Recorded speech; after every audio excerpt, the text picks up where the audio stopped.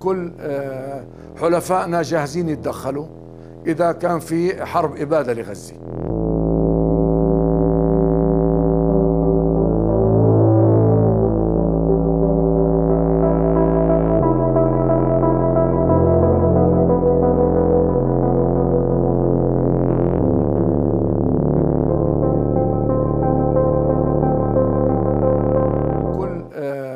حلفائنا جاهزين يتدخلوا إذا كان في حرب إبادة لغزة.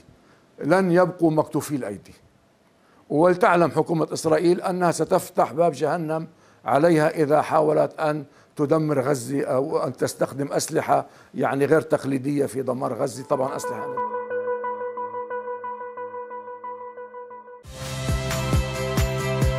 Saya Rizka Clarissa. Saksikan program-program Kompas TV melalui siaran digital, pay TV, dan media streaming lainnya. Kompas TV, independen, terpercaya.